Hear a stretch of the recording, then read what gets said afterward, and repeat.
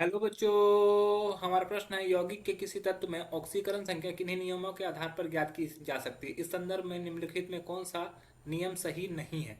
पहला है हाइड्रोजन की ऑक्सीकरण संख्या सदैव +1 होती है।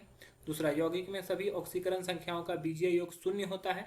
तीसरा है किसी तत्व में मुक्त या असंयोजित अवस्था में ऑक्सीकरण संख्या शून्य होती है। और फ्लोरीन में सभी यौगिकों की ऑक्सीकरण संख्या -1 होती है। चलिए समझते हैं इस प्रश्न को। अगर बात की जाए इस प्रश्न की मुख्य अवधारणा की, तो मुख्य अवधारणा में हमें ऑक्सीकरण संख्या के बारे में कुछ नियम जानने होंगे। ऑक्सीकरण संख्या निकालने के कुछ नियम। तो ऑक्सीकरण संख्या का एक महत्वपूर्ण नियम है कि ऑक्सीकरण संख्या अगर कोई भी उदासीन अगर अणु लिया गया है तो उसमें सभी यौगिक में सभी ऑक्सीकरण संख्या का योग जो होता है वो शून्य होता है। जैसे मान लो H2SO4 का हमको ऑक्सीडेशन निकालना है, तो सभी का ऑक्सीकरण संख्या का योग कितना होना चाहिए? शून्य होना चाहिए। ये जैसे मुझे सल्फर का ज्ञात करना है, तो सल्फर का ऑक्सीकरण संख्या मान लो x है। हाइड्रोजन का +1 होता है।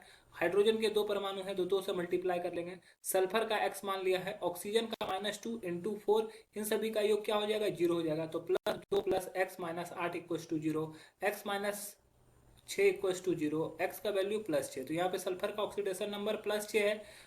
दो हाइड्रोजन है तो इसके लिए +1 इंटू 2 +2 हो जाएगा, और ऑक्सीजन का -8 हो जाएगा। सभी को योग करोगे 0 होगा।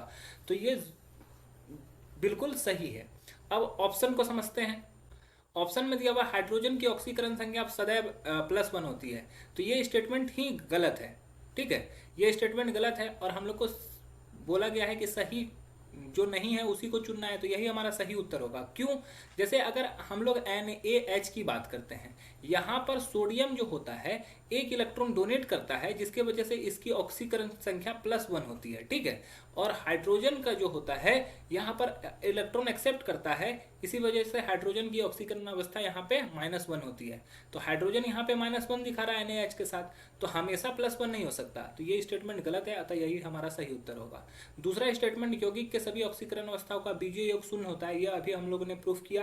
तो ये स्टेटमेंट सही है, अतः यह गलत उत्तर हो जाएगा। बोला गया किसी तत्व की मुक्त या असंयोजित अवस्था में ऑक्सीकरण संख्या शून्य होता है। जैसे I2 स्थिति में है, जैसे I2 है तो इसका ऑक्सीकरण संख्या क्या है? शून्य है। जैसे Na है तो इसका ऑक्सीकरण संख्या शून्य है।